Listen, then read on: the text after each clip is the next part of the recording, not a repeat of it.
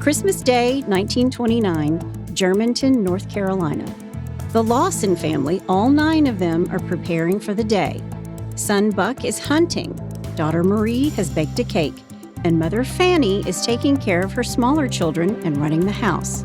But it wasn't a silent night, holy night for this family. Father Charlie Lawson would murder them one by one. But why? Some say he had a head injury that caused him to go mad. Others say Charlie had a secret.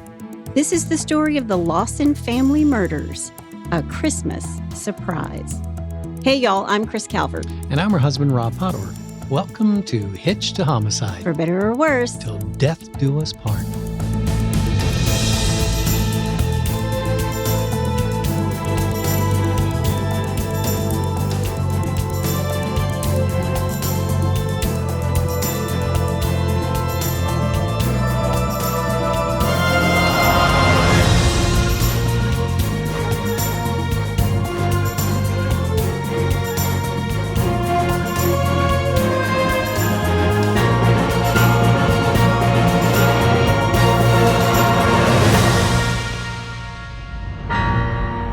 Welcome back, everybody. Yes, welcome. And is this Eskimos or what? Kinda, not really. Oh. This is for Samoan friends. Oh, okay. Yeah. A feel mai. Nice. There you go. When Santa stops there on his way to my house, yes, on his way to our house, yes, he'll know how to say, welcome. And I also have a Christmas cookie to go with my coffee today. Oh my gosh. No chewing in the microphone. People hate that. Don't do it. It's really good, though. It's Christmas week. Mm-hmm. I'm so excited. I love Christmas. It's my favorite time of the year. Although I have not watched one Hallmark movie. I did see something and I posted it in the In-Laws and Outlaws. By the way, go join the In-Laws and Outlaws. It's our closed Facebook group. We have a good time in there. Just answer the questions.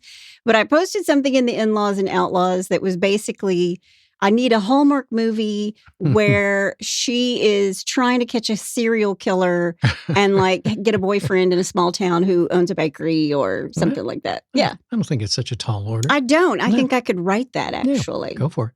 Well, speaking of stories, this one is old.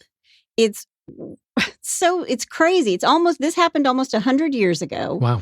It's really amazing. I actually stumbled upon this story. I saved it for Christmas because there is a Netflix show called 28 Days. And there's some paranormal investigators that talk about this case. Wow. Yeah. So it's interesting. I'll provide a link in the show notes for it, but it's really, really interesting. Okay. I'm going to get started.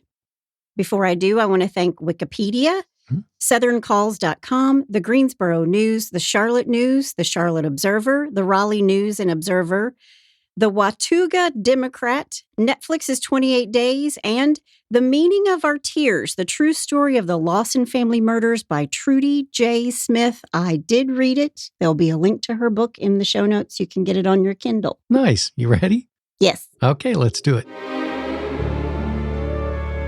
Charles Davis Lawson is born on May 10th, 1886 in Lawsonville, Stokes County, North Carolina, to William George Augustus Lawson and Nancy Jane Hill. He had 7 siblings, so 8 kids total. He's the third. He's the third in line. Okay. His siblings were John, Sarah, Dosey, Lizzie, Elijah, Marion, and George. Wow, that's a lot of kids. So 8 kids, which is interesting because Charlie will also have 8 children. Charlie was reserved and serious. He had apparently intense steel blue eyes. He had brown hair and he wore it really short and parted down the middle. I read that he was not, quote, overly handsome, end quote, but had a rugged quality and a strong physique from a lifetime of hard work in the fields. All right. And Charlie was known for his quick temper. But he was also a guy who was known to like walk a mile in the hot sun to help a neighbor in need. Okay. Charlie and his family are tobacco farmers, something we have a lot of here in Kentucky. It's hard work, man. That's hard work. And my dad used to work in a tobacco field when he was a little kid. Yeah, my grandparents grew tobacco. And he's talked about how that's a lot of hard work. And your hands stain. Yep. And your hands, so you look like you've just committed a murder all the time because your hands are red from the tobacco. I remember as a kid, it was always my favorite thing to go over to my grandparents' house after they had, picked the tobacco and done whatever but I'd walk into the barn and that smell, the sweet smell of tobacco leaves. It was amazing. Oh, yeah. Yeah. I mean, we're not condoning smoking, No. not in any way, shape, or form, but we have a lot of tobacco farmers in Kentucky. Yep. Charlie is raised in Lawsonville, and when he's 24 years old, in the fall of 1910, he meets and falls in love with Fannie Manring. Fannie is born on October 13th, 1892, to John and Ona Manring. Fannie was known to be quiet, hardworking, and had light blue-gray eyes that twinkled when she laughed. No. Hey, is Fannie short for something, or was that Fannie is her name. Really? Mm-hmm. Fannie. Fannie is her name.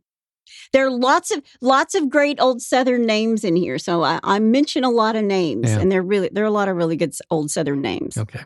Charlie and Fannie are married March 12th, 1911 in Stewart, Virginia, which is just 12 miles away from Lawsonville, by Minister J.M. Martin of the Missionary Baptist Church. Yeah.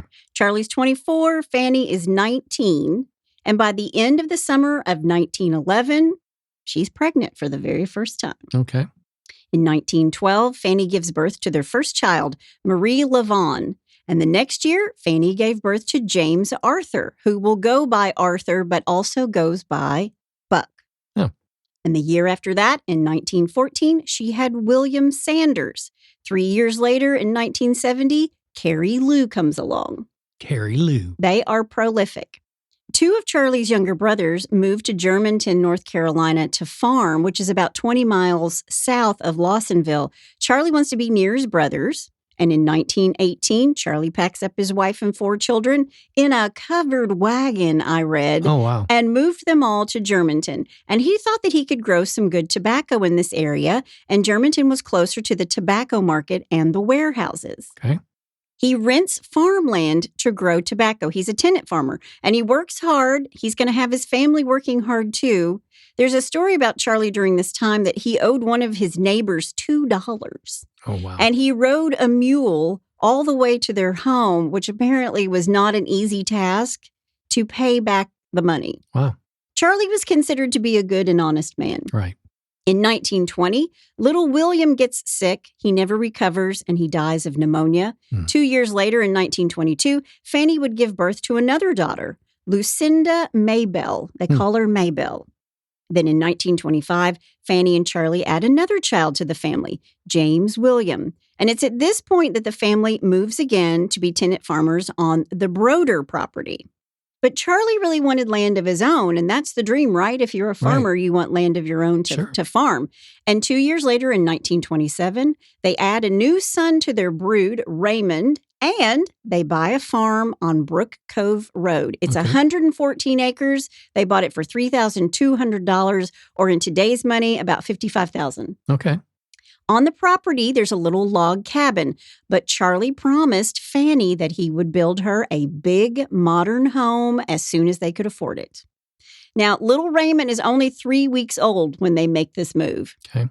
Then during the summer of 1927 and during the tobacco harvest, Charlie is working on a drainage ditch, and he's swinging a mattock, or what I would call a pickaxe. Okay. He's breaking up the ground around this wire fence, and somehow in this process, he gets a kickback, like a recoil of the pickaxe, and it hits him square in the forehead between his eyes. Now, he never loses consciousness, but he's going to have a headache on most days for the rest of his life. Wow. And when he sees a doctor right after the accident, he gets an A-OK.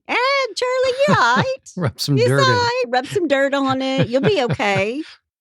But it's 1927, so who knows what's going on up in that noggin of his, because no CAT scan, no MRI. Right. Yeah.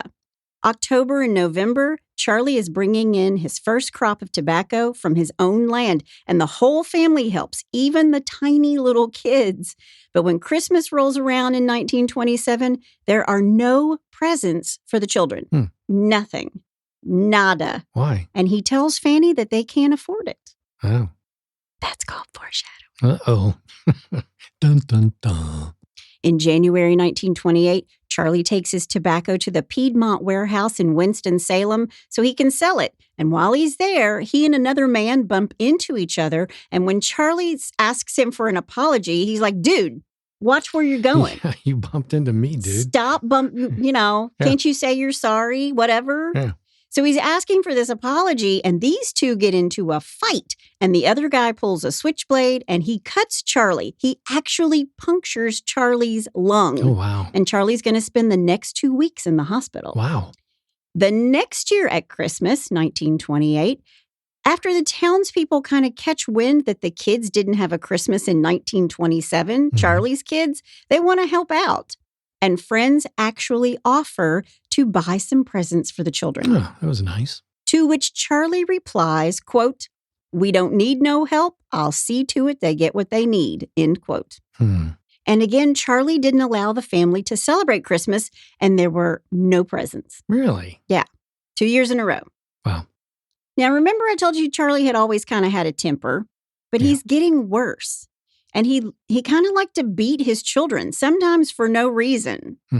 But by 1929, Arthur, or Buck, the second to oldest, he's a strapping 16-year-old boy who's bigger, taller, and stronger than his dad. He's stronger than Charlie. Okay. And it's at this point that Fannie is pregnant again with their last child, Mary Lou. Mary Lou. Mary Lou Who. Cindy Lou Who. There you go. Yeah. This is not an easy pregnancy, and Fannie is really sick a lot. So this is 8 pregnancies. Jeez. 2 just about killed me. I cannot imagine. I would think by the 8th child, they're just walking out and waving hi. Hey, Mom. I mean, I can't even imagine. Think if college was part of the equation back then. Yeah, I mean, how do you send all those kids to college? Yeah. Those are the things we think about today. Yeah. Obviously, Charlie's not thinking about it because he's not even thinking about giving them a Christmas present. True. True. But Charlie is getting meaner, and he's whipping the kids with a switch a lot. Like he's the guy who's like, go pick the switch off the tree so I can whip you with it. Yeah. And by the summer of 1929, Charlie tells his brother that his head hurts all the time. He has these massive headaches.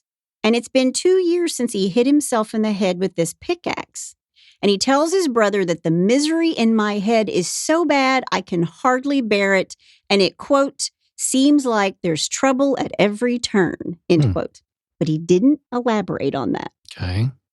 Now, if you've ever had a migraine headache, or if you've ever suffered from headaches, I suffer from migraines. Right. It's horrible. Yeah. I mean, sometimes debilitating. You can't do anything. They are debilitating for sure. Yeah. Mary Lou is born on August 26, 1929. So their youngest is right out of the package, and their oldest, Marie, is now 17. Can you imagine? She's been birthing babies for 17 years. And Marie is doing all the things that a 17-year-old would do. She hangs out with her friends and her best friend, Ella Mae Johnson, and she has her eyes on a boy, Charlie Wade Hampton. Okay. Do you like how everybody's got 3 names? Welcome to the South, y'all. Marie loved to cook, and she really liked to bake cakes, something that Marie and I have in common. But sometimes she'd have to borrow cake pans just to do it. But she cooks along with her mother, and the extended family gets together a lot. Because remember, Charlie's 2 brothers and their wives and their kids, they all live in this same little farming town. Right. And the wives begin to notice that something is up with Marie. Marie had put on some weight. And one day when the families are all together, Fannie tells her sister and her sister-in-law a story about Charlie. She tells them that he came to her, he had tears in his eyes, and he said, quote, I need to tell you something, but I don't know how, end quote. He doesn't say anything more about it, but Fannie sees that Charlie isn't sleeping at night, like ever. He's irritable. And by November of 1929, things are getting weird. Fannie finds Charlie in the tobacco fields in the middle of the night, on his knees, praying. Really? He will tell her that he can't take the misery in his head. On November 2nd, 1929, Fannie and Charlie host a party for Sadie Mae Hampton. It's a Sunday night dinner, and the women are all talking again and asking Fannie, how's Charlie? And she tells them Charlie's been up in the middle of the night a lot, and that she's found him in the fields praying, and that she finds him cleaning his guns endlessly, cleaning his guns, and then checking on them. Yeah. Are they loaded? Are they where they're supposed to be? He's crying in the middle of the night. He's praying in the middle of the night. And at this point, the family knows, and they're keeping it from others, but Charlie is so violent that only 16-year-old Buck could control him. Wow. And Charlie seemed like he was afraid of his son, Buck. Okay. As December approaches, Fannie asks Charlie if maybe this year they could celebrate Christmas. She wants to do something for the children for the holidays. And Charlie replies, quote, "Don't worry about Christmas. I'm planning a surprise." End quote. Oh, no. Wow. And Fannie questions him, what kind of surprise? What are you doing? What are you planning? Yeah. And he tells her, quote, "I told you I have a surprise plan for the whole family. I'm taking care of everything." End quote. Wow. 2 weeks before Christmas, Marie spends the night at her BFF's house, Ella Mae Johnson, and she and Ella are talking about everything. Boys, their families. And Ella Mae had even confided in Marie just a year earlier that her father had sexually molested and raped her, taking her virginity. Oh, no. So when Ella Mae asks Marie about her weight gain, Marie confesses and says, "I'm pregnant." Wow. And when Ella Mae asks, who is the father, like Maury Povich, there was no envelope with this one. No. Marie says, quote, "It's my papa's baby." End wow. Quote. Oh, my. Now, Marie tells Ella Mae that her father knows, and she had told him. And he said, quote, "If you tell anyone, especially Mama, there would be some killing done." End quote. Whiz. Wow. About 10 days before Christmas, Charlie tells the whole family, "We're going to Winston-Salem, and we're going shopping." So the whole family loads up in this modified 1926 Model T with a homemade truck bed with curtains and removable benches. Nice. And Charlie and Fannie and the small children are in the cab, and the others are in the back, probably freezing their asses off all the way to Winston-Salem, which is 45 minutes away. Yeah. The kids are very excited, as you might imagine. They've not had a Christmas in years, and their dad has been mean to everybody for the past few years. And for Fannie, he's just been acting weird, the crying, the praying, the sleepless nights, and the constant checking and cleaning of his guns. Right. Little Carrie, who is 12, asks if she can get silk stockings like her older sister Marie. And Fannie tells her that she's too young. But Charlie steps in and tells her, "You can have whatever you want." Okay. Like, who is this guy, right? Yeah. Yeah. Each child picks out a full outfit from head to toe, and Charlie whips out a wad of cash and pays for it all. Then he tells them they have one more stop. Still dressed in their new outfits, Charlie drives them to the photo studio. They're going to have a family portrait taken. I will post it in the In-Laws and Outlaws. And maybe it's because it's the time that they're taking this photo, like late 20s, because I've seen other photos from the late 20s, early 30s, and people don't always look happy. Yeah. And these people do not look happy. Right. The Lawsons do not look happy. Right. And in the photo, poor little Fannie looks like she's got one foot in the grave and another on a banana peel. Like the mom looks tired. She's given birth and raised 8 kids and lost one to illness and has one that is 4 months old in her arms. Jeez. Yeah. On a scale of 1 to 10, she's haggard. Yeah, that's what I said. One foot in the grave, another on a banana peel. Yeah. They take this photo. The whole gang goes back to Germanton. It's early in the evening. Then on December 18th, 1929, a friend, Martha Tuttle Montgomery, dies. The whole family goes to the wake.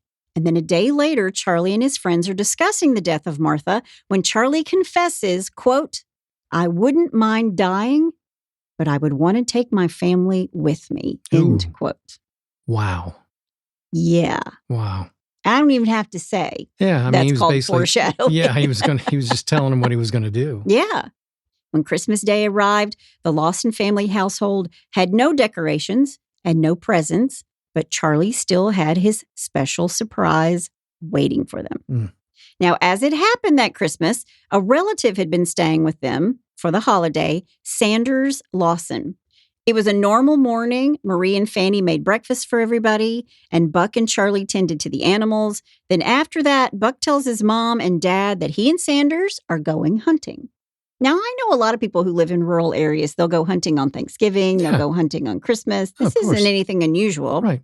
Now, on this Christmas morning, Marie was baking a cake, and she's curling her hair for the day because Charlie Wade Hampton's coming over, and he's going to take her to the Christmas program at Palmyra Church. Okay. And when her cake is done, Marie sets it on the table to cool, and she makes icing. And after she ices the cake, she decorates it with raisins. There's a reason I'm telling you this. Okay. The family is in and out of the home that morning, but Charlie is staying by the fire inside the house. And what I did not mention was that it was a very cold Christmas in North Carolina that year, and they had snow on the ground. 6 inches of snow. It was a white Christmas. Yeah, I lived in North Carolina for 14 years, and we had probably a total of 3 snows. Yeah. Buck and Sanders return from hunting because they've run out of ammo. And when Buck asks his dad, Charlie, for some ammunition, he refuses to give him any, even though he has it. So Buck and Sanders walk into town to buy some at the local general store. And when Buck says this is what they're going to do, Charlie says, "Good idea. Bring me some back too." Oh, geez. Now, the family was going to Uncle Elijah's house that day, Charlie's younger brother, and Carrie Lou and Maybelle got dressed and ready to go. Fannie put on their coats. And while this is happening, Charlie leaves the fire he's been sitting by and staring into and goes to the tobacco farm. But before he does, he takes his rifle with him. And what no one knows is that inside the tobacco barn near the house, it's 500 yards from the house, but close enough. Right. Charlie has hidden his shotgun. Charlie walks to the back corner of the barn and he waits. Carrie and Maybelle start walking toward their uncle's house, and Charlie sees them coming and steps out from the barn and fires his gun. Carrie Lou is 12. She is the first to be shot. She puts her hand up to her face. Her father shoots her through the hand and into her head. Oh, jeez. Maybelle screams and turns to run away from her father, but his gun jams. And even though Charlie had cleaned it and checked it over and over again, it jams on him. Right. So Charlie switches to his 12-gauge shotgun and fires into her back. The blast rips through her little 7-year-old body, destroying the left side of her torso and her left lung. The girls are mortally wounded. They are not dead. Like they're moaning. They're not dead. So what does Charlie do? He bludgeons them in the head with a short piece of a 2x4 that he's found in the barn until they are no longer breathing. Wow. He beats them to their deaths, blood flowing in the white snow just outside the barn. But here's the kicker. He's careful not to damage their faces. Really? Like he wanted people to have something to see. Wow. Now, the neighbors can hear the shots ring out, but they think it's the Lawsons just rabbit hunting. Sure. But one neighbor does think that she hears someone shout, quote, "Papa, don't shoot me," end quote. Now, this is after the fact. So can you imagine if that's what you thought you heard? Yep. Charlie picks up Carrie's hat and tucks it into his pocket. And then one at a time, he drags their little bodies into the tobacco barn. And when he has them inside, he places these flat stones that were used in the barn under each of their heads, and he crosses their arms in front of them, and he places Carrie's little hat right by her head. Jeez. Back at the house, Fannie needs wood for the fire. She walks past Marie in the kitchen, out the front door to the wood pile. She's not wearing a coat, even though it's frigid outside. She's just making a quick trip, as you might do. I do this all the time, like when I'm running to the trash can or something to drop off the trash. Right. And then you come inside and you're like, geez, it's cold outside. Yep. And that's what she's doing. That's what Fannie's doing. She steps out on the front porch. she sees Charlie running toward the house with guns in his hands. Charlie drops one gun, raises the other, aims the shotgun directly at his wife. She turns to run, but he fires anyway, and the wood that she's holding in her arms, it flies everywhere. She falls on the porch. She's screaming in pain. He had shot her at such close range that he had ripped a hole in her body, taking half of her heart. Oh. Marie comes running outside to see what's happened, only to find her dad is dragging her mother into the house by one arm, and he's got his gun in the other. Now, in the backyard playing was Charlie's 4-year-old son, James, and his friend, Hassel. And they hear the gunshot. They come running into the house through the back door, and they find Marie holding her dying mother, who's just bleeding out in her arms. Yeah, wow. Another friend, Abe Heath, hears the shotgun blast, and he hurries to the Lawson's house, only to find Charlie dragging Fannie through the front door. And he turns around and he runs home. Yeah. But little Hassel is still watching with James in the back room. Wow. And Charlie starts to bludgeon his wife in the head with the butt of his gun. But Fannie's already dead. Yeah. Charlie very calmly breaks down his 12 gauge and adds shells. And Marie grabs the poker from the fireplace because she's going to defend herself. That's the only thing that's close by. Yeah. But Charlie points the shotgun and fires point blank into Marie's back as she's reaching for this poker. And the force of the shot snapped her neck and sent her flying into the fireplace mantle. The blow will break her teeth. And there's a hole all the way through her body. Jeez. Charlie steps over Marie's dead body and only then notices that this little kid, Hassel, is standing in the doorway. James and his little brother, Raymond, who is 2, they're both hiding behind their friend, Hassel. And they turn and start to run. They're hiding from their dad. And Hassel will later say, quote, Charlie had this wild look on his face, and for a second he stood there and looked right at me. It was like Charlie was telling me, get out or get shot, end quote. Wow. So this little boy, Hassel, turns and runs home. That's why we know what happened in those few moments. And how old was Hassel again? He's like 6 or 7 years old. Okay. And then the 2 other sons are 4 and 2. Gotcha. Charlie's other 2. They're little bitty kids. Wow. He runs all the way home. Hassel runs all the way home. He does not tell his parents. What? Because he is terrified. Oh, yeah, sure. I mean, he's 6 terrified. years old. Yeah. Charlie then finishes off Marie by bludgeoning her in the head with his shotgun. Then he begins to search for little James and Raymond, who are 4 and 2. He doesn't shoot Raymond, but he grabs him and bludgeons him in the head with the butt of the rifle. And he does not damage this little 4-year-old's face. Don't know how. That's a small child. Yeah. But that's what the sources said. And Raymond's body was halfway under the stove, and most believe that he was trying to hide there, and Charlie pulled him out by the legs and bludgeoned his little head. That's terrifying. Charlie then goes after 2-year-old Raymond. He finds him under a bed. He drags him out. He also bludgeons him in the head. Now all that is left is little 4-month-old Mary Lou. No. And he also bludgeons her in the head, killing her with one blow. Wow. This is a 4-month-old child. He's killing an infant, but he's killed everybody else. So right. But then it's crazy because he takes a pillow from his bed, the bed that he shares with his wife, Fannie, and he places it under Fannie's head and crosses her arms in front of her. Then he took Marie's pillow from her upstairs room. He actually left bloody handprints along the wall of the stairs. And he brings Marie's pillow down and puts it under her head. Then he gets James's and Raymond's pillows and does the exact same thing with them. They're all in front of the fireplace with their little heads under pillows and their arms crossed, except for Raymond, who he left under the stove, but he still put a pillow under his head. Wow. I was going to say, why do you do that? But there's no rhyme or reason. There's no rhyme or reason for any of it. Yeah. Guy's nuts. Charlie then leaves the shotgun with the damaged stock and a bent barrel inside the house because he's used it to kill everybody. Sure. Then he takes another shotgun and a rifle with him and he walks away. Now, meanwhile, Abe Heath, who's like seen Charlie dragging Fannie in the front door. Right. He runs to his own home and he tells his family what he saw at Charlie Lawson's house. And while his family is deciding what to do, like they don't want to get shot too. And remember, people didn't really have phones, so it's not like they could call anybody. Yeah, it's 1929. Yeah. But about this time, Charlie's brother Elijah shows up asking for help. And here's why. Okay.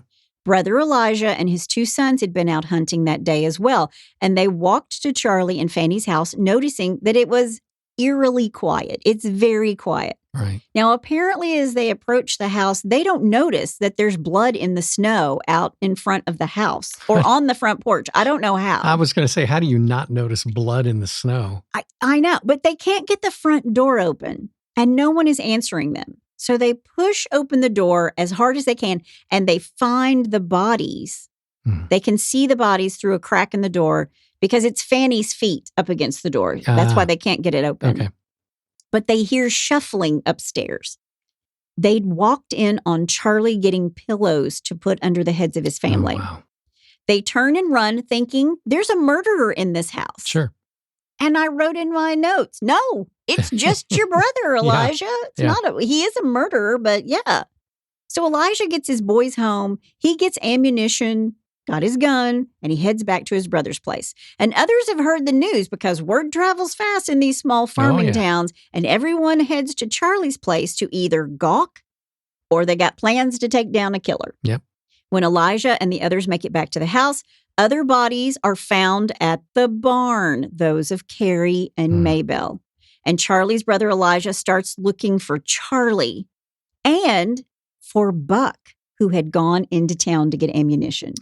They're like, where's Buck? Buck's not here. Right.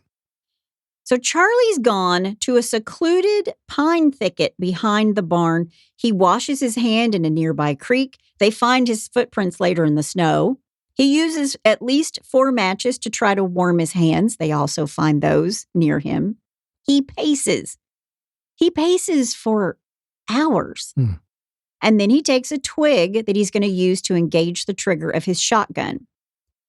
He pulls a little pencil and an old receipt from his pocket and writes, quote, "Troubles can cause," end quote. Did not finish the sentence. Then he pulls out another piece of paper like he's thinking, like he's going to start a new note. Sure. It's another receipt, and he writes, "No one to blame but." And he doesn't finish either one of these notes. Wow. Yeah. Okay. Meanwhile, Buck is arriving at his home, and everybody's there. He's back with his ammunition. And his uncle Elijah holds him back when he sees what's actually happening. Yeah. And when the sheriff arrives, both Elijah and Marion, that's his other brother, they're both at the scene along with Dr. Chester Helsebach. Okay. And more men keep showing up at the farm, and they're armed and ready for battle. But when they get into the house through the back door, because the bodies are blocking the front, they go upstairs to look for Charlie because they think he's dead too. Sure. And the sheriff actually won't go upstairs. He's afraid. But another doctor who's joined the scene does, Dr. Bynum, who says if Charlie is upstairs, dead or alive, quote, "he won't shoot me," end quote. Okay. Why do you think that? I guess they had some sort of relationship. Maybe he's the doctor who said, "Nah, you're fine, rub some dirt on it." I don't know. But he was an older guy. Sure. And he wasn't afraid. He said, "I'll go up and see if he's there." But of course, Charlie's not there. He's cowering in the woods. But they don't know if Charlie is the one who killed the family and now he's run off or he's dead someplace else. Because remember, they think that Charlie's a good guy. Right. Even though he's strict. Right. Or beating his children and raping his teenage daughter, the parts that nobody knew about. Yeah. But the locals are thinking, where in the hell is Charlie Lawson? Sounds like a TV episode. I know. It's been 3 hours since the murders, and Charlie's still alive and on the property, walking his circle in this pine thicket. Okay. He's freezing his ass off, and his dogs are by his side. Oh, wow. Because the dogs are thinking, going hunting. He's got a gun. We're out in the woods. Yeah, sure. Going rabbit hunting. And then they hear a gunshot. Now, if you've ever lived in the country, you can hear somebody fire a gun from miles away. Yep. From miles away. So they hear this gunshot, and Charlie's dogs come running toward home. And the crew follows the dogs back into the woods. They're thinking these dogs are going to lead us straight to Charlie. Sure. And they did. They find footprints. And Charlie had used the shotgun and the stick from the tree to engage the trigger to shoot himself in the chest. He's blown himself backwards. He's dead when they find him, but his body is still warm. Now, why did Charlie kill his family? This is what they're thinking. What has happened? He killed his family. The men carry him out of the woods into Charlie's house. All of the bodies, the whole family, are brought to the Yelton Funeral Home in Madison, North Carolina. But the town's all a titter, and people start going to the house to see where it all happened. Right. And they're all walking inside the crime scene. They're just walking around. It's 1929. Yeah. Everybody and their brother is walking through this crime scene. They want to see it. They're nosy. Yeah, this is before profiling. I mean, they're so nosy about the whole thing. Yeah. There was a graveside service at Broder Cemetery. 2 local Primitive Baptist elders, Watt Tuttle and Boss Brown, officiated the funerals. It would be held at noon on Friday, December 27th. They don't waste any time. And 5,000 people showed up for it. Wow. According to the newspapers in 1929, 5,000 people showed up. That's the whole city. They knew that the funeral started at noon. They lined the streets. People showed up way early to get a good seat. They were all there for it. Now, Buck, the remaining son, right, he's devastated. And there was a report that he fell to his knees in front of the caskets, along with Charlie's brother, Marion. But this whole family is buried together in one mass grave. They're in different coffins, of course. Right. But they're all in one mass grave. Wow. Except for Fannie and the 4-month-old baby. They are buried together in a coffin. Okay. Now, the next day, Saturday the 28th, Charlie Wade Hampton went out to the post office box. He picks up his mail, and in it was a postcard. It was a holiday card from Marie wishing him a Merry Christmas. Oh, man. That was her little boyfriend. Yeah. But people just kept coming to the farm. So Marion, Charlie's brother, decided, well, let's just fence off the place and start charging people who want to come see where the murders happened. I am not kidding you. A little capitalism. And by the middle of January 1930, just 3 weeks after the murders, the house was open as a tourist attraction, and they even made homemade snow cream that you could buy. Oh, my God. So you could eat your snow cream and see where the family was murdered. Wow. They displayed the murder weapons. The cake that Marie baked was on the table. Jeez. That original cake. And they would cover it up each night and put it in the refrigerator. And then they'd bring it out the next morning and put it on the edge of the table exactly where she left it. Wow. And people started stealing the raisins off the top. They were taking home a souvenir. That's why I told you she decorated it with raisins, because these people are taking the raisins. Wow. Now, Buck Lawson, the one who's left behind, the son, he had a girlfriend. And as he gets a little bit older, he wants to marry this girl. And the father said no. Oh, really? Thinking that he could turn out to be just like his father. Gee, that poor kid. Buck would eventually pass away after a car crash at the age of 31. He was drunk and driving. He did marry a girl named Nina and had children. They all grew up in California, very far away from the Lawson farm. Yeah. But tragically, he became an alcoholic. Sure. Not surprised. So why did Charlie do it? Because all the newspaper articles in 1929 say Charles Lawson brutally murdered nearest kin in a fit of insanity on Christmas Day. That's the headline. Yeah. And the theory is that the blow to his head and the headaches, that's what drove him to somehow kill. That's what they said in all the newspapers in 1929. He went nuts because he'd had this head injury. But most believe now that it was Marie's pregnancy. Yeah. That's what I was going to say. Fannie noticed that her daughter was pregnant. How could she not? She had 8 of her own. She's a mom. And apparently she begged Marie to tell her who the father was. Who is the father? Right. I know you're pregnant. Who's the father? And according to some, Marie did tell her mother. She finally told her mom that it was Charlie. It was Papa. So did he kill the whole family to cover that up? Yeah. Here's some things we know. The funeral home where the bodies were taken is now the Madison Dry Goods. It operated in the building in historic downtown Madison, and the owners feature an upstairs museum that includes the rooms and memorabilia from the mortuary service of the Lawson family. Oh, really? The elevator used to transport the Lawson bodies to the second story is still working today. Oh, wow. Yeah. It's a 1908 brick building where this is located. Okay. This place is haunted. You think? This place is haunted. You can watch 28 Days on Netflix where this psychic medium and a demonologist stay there for 28 days. She's really good.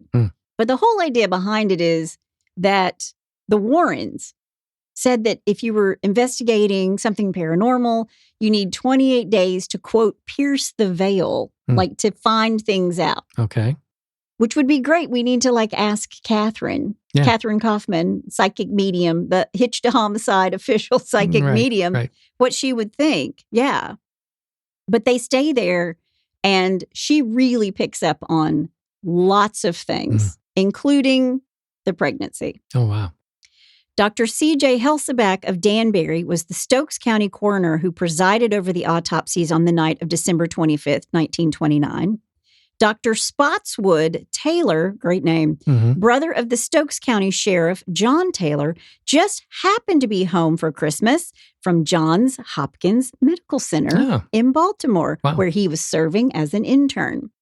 And he helped with the inquests. They worked all night long in Madison, North Carolina, at this funeral home, trying to figure out what happened. And Taylor assisted Dr. Helsebach in removing the brain of Charlie Lawson. They examined it that night, and they saw to it that a more in-depth analysis happened back in Baltimore at Johns Hopkins. Nice. He takes the brain back to work with him after Christmas. It was preserved in formaldehyde, I heard. The brain's location is not known now. But initial autopsy reports said that Charlie Lawson's brain was relatively small and that a portion of the center of the brain seemed underdeveloped. Really? There was nothing in the autopsy report about Marie being pregnant. Okay. There's nothing in the autopsy report about that. So I'm wondering, were they protecting Marie at the time? Or did they even check for it? Well, she had a hole blown through her, and if she's 3 months pregnant. That's true. Yeah. Yeah. I mean, they did the autopsy. Yeah. I think they knew she was pregnant. They didn't put it in the report because they thought her dad already killed her. Sure. Why do this to a dead girl? Right. No reason to do that. Right. I already told you that 8 bodies were embalmed. Only 7 caskets are buried because little Mary Lou was with her mother nestled in her mom's arms. The headstone reads, "Not now, but in the coming years, it will be in a better land. We'll read the meaning of our tears, and then sometime we'll understand." Wow. All these years later, almost 100 years later, I don't think anybody understands. No. Yeah. I do want to say that the psychic medium that goes to the funeral home who says that she feels the presence of this family. And the reason this paranormal team shows up is because it's a dry goods store downstairs. Right. But while people are there, they have reported that they have been poked or pinched or they've seen young kids or they'll hear young kids running around the store. Wow. Yeah. But the psychic did say Marie was pregnant. Okay. Marie is telling her that she was pregnant. Gotcha. But that is the story of the Lawson family Christmas surprise. I hope that's not anybody else's Christmas surprise. Yeah, really. But that's all I have to say about that. Hey, Hitched to Homicide listeners. This is Chris Calvert. I love doing research and writing about real crimes, but I also love writing about fictional people who commit horrible atrocities. When you're ready to take a break from true crime for fictional crime, go to chriscalvert.com, where you'll find all my books, including some free ones to get you started. Jane Doe is one badass chick who quietly hunts terrorists in the United States. The Sex and Lies books are all FBI and CIA cases with a little romance on the side. And coming summer 2022, Book 10 in the series, Sex, Lies, and Rock and Roll, releases. You can find all of these books everywhere, and if you like to listen instead of read, you can find them all on Audible. So go grab a free book or take a listen. I love all the characters I've written. I've given them pain, ruined their lives, make them suffer, and maybe even throw in a heroic death. Or maybe they live to fight another day. Check it all out at chriscalvert.com, and thanks for being a listener of Hitched to Homicide. Well, fa la la la la la la la la. Gee whiz. Yeah, right? Yeah. You wanted true crime for Christmas. I Yeah. gave you true crime for Christmas, Well, y'all. There it is. There it is. Well, we're gonna shift gears now and get happy, okay? I'm ready. All right, a little bless your heart. Well, bless your heart. All right, I've got 5 of them for you today. 5. 5 quick ones. All right. All right. I'm ready. Number 5. A guy robbed a caricature artist and left his drawing behind. The only thing he could have done better was to have left his driver's license. Did he have a great big head? When they found him, did he have a great big head and a tiny little body? Yeah, exactly. Yeah, well, this one's so ridiculous that it had to make it to this bless your heart list. Cops released the drawing, and they're hoping... They didn't. Yeah, they did. The cops released the drawing, and they're hoping someone can ID him. With his great big head. And his That's it. Was he like running? Was he doing an activity? Because they're like, do you like tennis? Do you Yeah. like basketball? They Yeah. always draw them doing something. Yeah, well, who knows? That's funny. All right, number 4. A guy took an axe to his family car because he thought his wife damaged his action figures. What? He also destroyed a TV and laptop. When cops got there, the axe was still stuck in the windshield of the car. I think the car's probably worth, well, maybe not, depending on if he's got like a 1950 Aquaman or something. That makes that's me true. think of the 40-year-old virgin. That's true. Actually, I have a couple of family drama addendums here. A 13-year-old boy stabbed his older brother in the arm before a family road trip because he, quote, I'd rather be in jail than spend 8 hours in the car with him. He's touching me. Don't touch me. He's looking at me. Yeah. Every parent knows this. And a guy in Ohio attacked his brother for not supporting his dream to audition for America's Got Talent. Maybe he didn't have any talent. Yeah. Okay. Moving on. Number 3. A VHS rental store turned out to be a front for a gambling ring because there's nothing more conspicuous about running a VHS rental store in 2019. Yeah. Guys, come on. Think about this. Think it through. Think it through. Do you guys have the tape for The Godfather here? Yeah, exactly. Number 2, a guy went viral for buying a ton of Girl Scout cookies. I love Girl Scout Yeah. cookies. Yeah, the only problem was he got busted by the DEA for drug trafficking. He bought all the cookies the 2 girls had so they didn't have to stand out in the cold. And for one day, he was a hero until it turned out he was also a wanted criminal. I guess his weed made him really, really hungry. And really, really high, apparently. Exactly. Mm-hmm. Okay, and number 1, a woman got banned from Walmart for riding a motorized cart while drinking wine out of a Pringles can. What's wrong with that? I've seen this one, and everybody says, okay, what's the big deal, man? Yeah, well, after that, someone on Etsy was selling Pringle can wine tumblers for a while. I just love all these enterprising people. I know. That's amazing. You go, Etsy girl. And I have another Walmart that goes with this number 1. And another Walmart nonsense. A drunk woman in Pennsylvania walked into Walmart in July, peed on the potatoes, and then left. Why'd she pick the potatoes? I don't know. I Be careful where you buy your potatoes, That's people. That's all I can say. Well, that's all I've got. How'd she get up there? I Our potatoes are really high. I mean, they're up to the top. They're not on the bottom. She's talented. I mean, they put the stuff that nobody buys down below. That's true. Yeah. That's true. The rutabagas are down there. Yeah. The potatoes are up high. She didn't want to pee on the rutabagas. Well, if you have a bless your heart or you know somebody's heart who needs blessing, all you got to do is go to the website, hitchedtohomicide.com. Mhm. There's a little pull down menu. You can Yep. also suggest a case. Yep. and give us a bless your heart. Yeah. We're going to be doing some of those cases in 2023. But for today, we just want to wish everybody happy holidays, happy Hanukkah. Oh my gosh, Santa Claus is in the building, y'all. Merry Christmas. This is what I live with. I just want everyone to realize this. I live in my own little world, but it's okay. They know me there. Okay. That's all we have today. Everybody have a wonderful holiday season. Yes, Merry Christmas. That's my amazing husband out there. And that's my beautiful bride. Join us next time on Hitched to Homicide. Bye, y'all.